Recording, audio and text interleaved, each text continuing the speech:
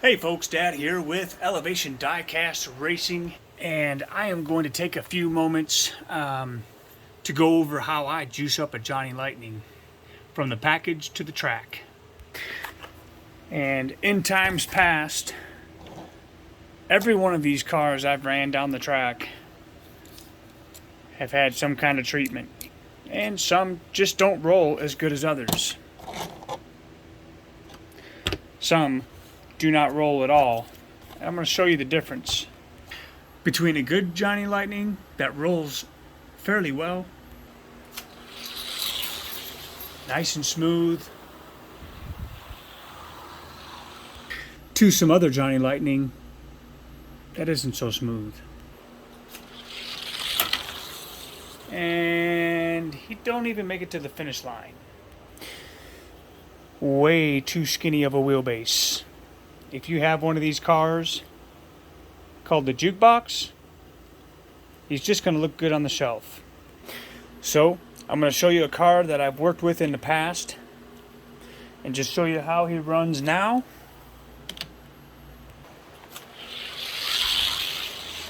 (2138). Then we're going to take this 1969 Mercury Cougar Eliminator, fresh from the blister, and we're going to roll them down the track just fresh out of the pack and go from there. This particular Johnny Lightning has a 2003 copyright date, and it is from the Hot Rod magazine series. Along with this one was 24 more in 3 different releases. Actually, I think 4 different releases. So without any further ado, let's weigh him up. He weighs 46.5 grams. Make sure his axles are centered on the car. And how I do that is I will take an X-Acto knife on the opposite side and just move over the axle all the way to one side. And then I'll hold it up like that so you can make sure and you can watch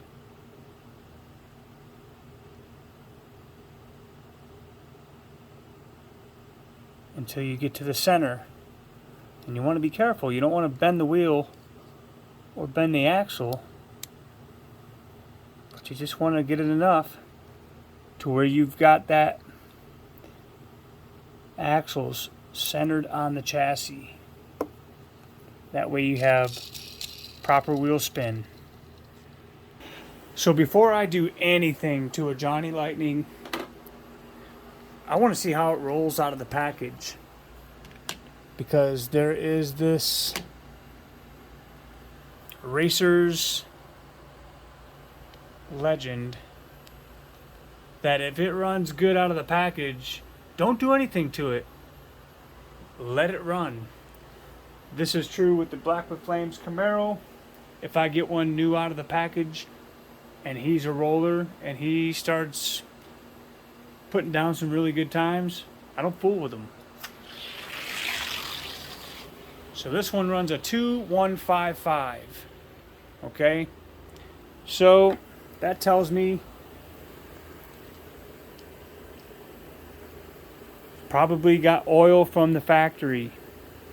Now, in talking to other racers who race Johnny Lightning, this is what they say. If it's oiled out of the factory, stick with oil. And I'm going to show you what I use. Now, if a car runs really eerie and runs like if that would have ran a 283 or something, then you might try some graphite. But I'm going to show you what I use. And I am going to run them again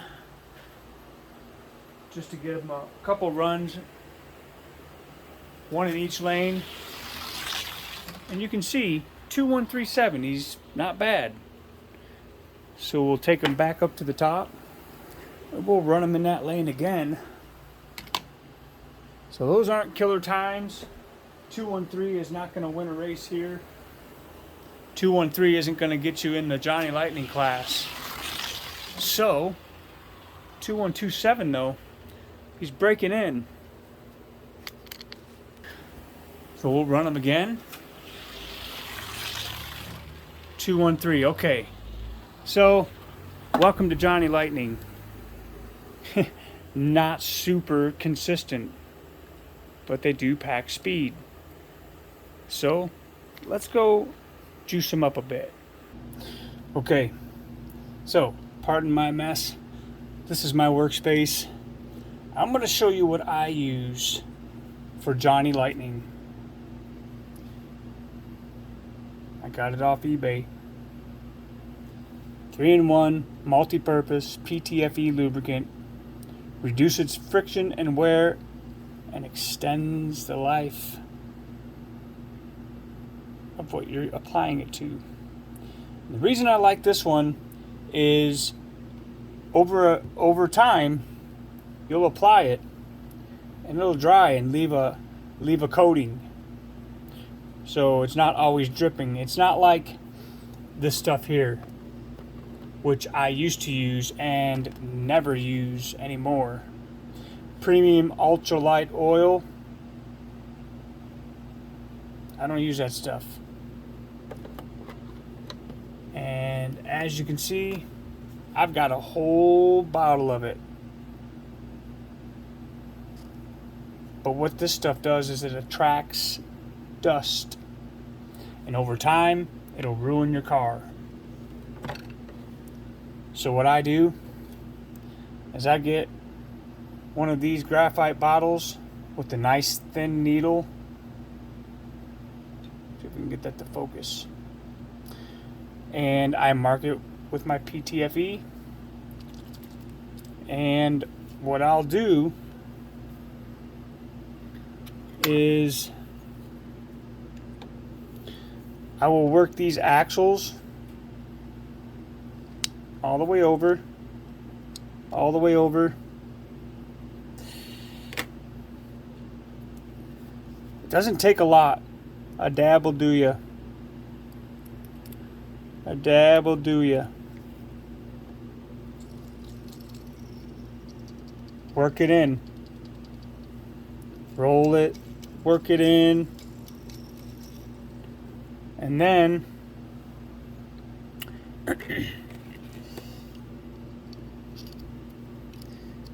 shift your axle to the other side. Do the same thing. Little dab will do ya. Especially for the first coating. You don't need a whole bunch of this stuff. Work it. And then, while it's wet, it'll be wet for an hour or two. Work your axles back and forth,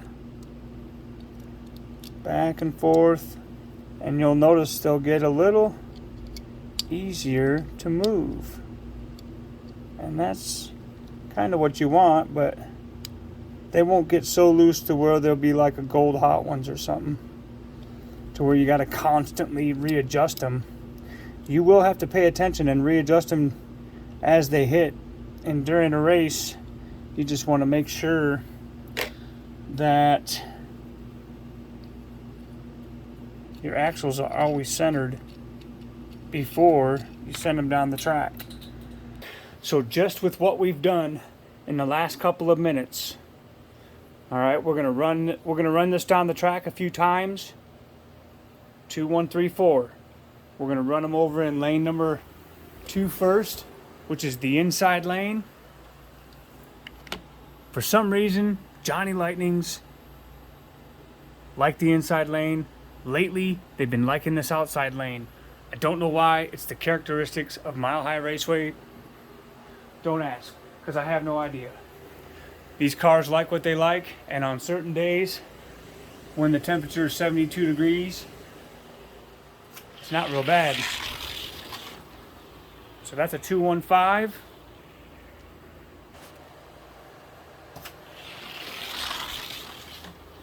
215.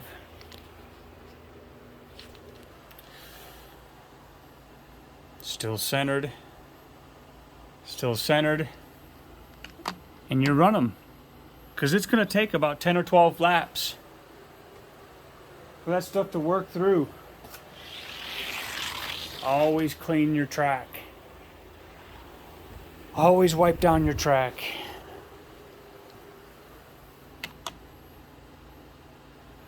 After each session, after each testing. Alright, he's getting faster. So, what you do is just let it dry, let it sit. And I've already prepped another car to show you what I'm talking about. And the car I'm fixing to show you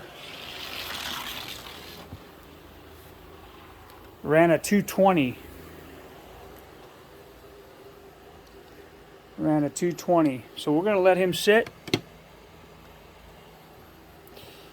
And this is a slightly different Johnny. It's a topper. But he's got oil too. And he's got a little bit of weight. So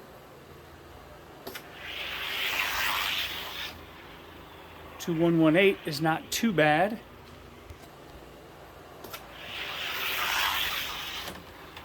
To 112. So going from a 220, 221 time when I put them down here on the track, not too bad. Now, if you're going to choose a topper to race and compete, there's a couple things you're going to have to know. You're going to have to make sure these stay straight because they're pretty sensitive. And they're pretty soft. These are cap wheels. So you want to make sure they're straight. And you'll have to fidget with them a few times. And pay attention to them because they'll get out of kilter. But as you can see, right as rain, 2106 is a very competitive time.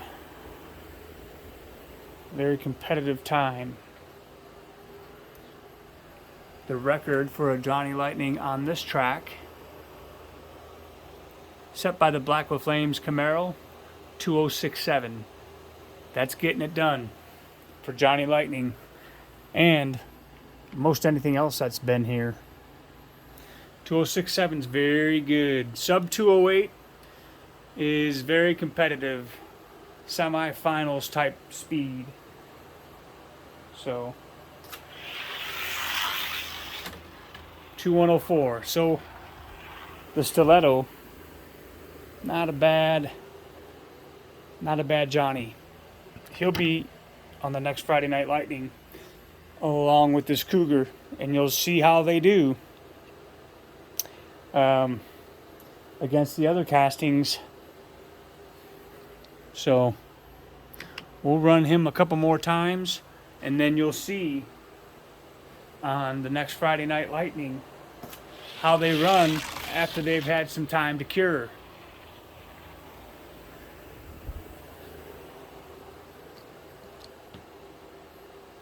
They do need time to cure.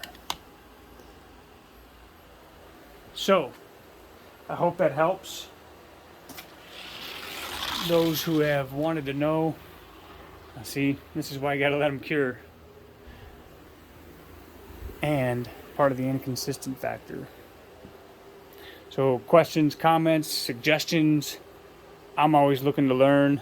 I'm no Johnny Lightning expert. I can just tell you what works for me because I keep getting speed out of cars that should not be fast. A prime example of that is, and that's why there's carpet, is this car right here. Actually, wait a minute. No, I don't know if it was this one. I don't think it was this one. I actually think it was this one that Dale over at DXP sent me. I'm not sure if it's that one. I think it is this one. At any rate, it was one of these red ones, and it ran a hideous time out of the package, and it sounded like it was hissing at me. 2083, I think, was the time. All I did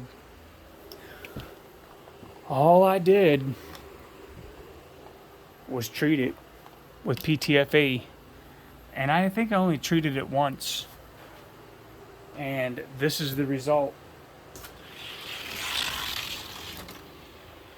2112 from a 283. So, and this is the car. So there's a way to get them.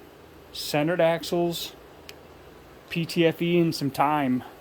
Patience and time. And you can get your Johnnies to run fast too. So the next time you see this Cougar on the track, he will have cured, and hopefully he'll be a little faster than 214. So I hope this helps. Feel free to comment below with questions, comments, suggestions, and we'll see you on race day.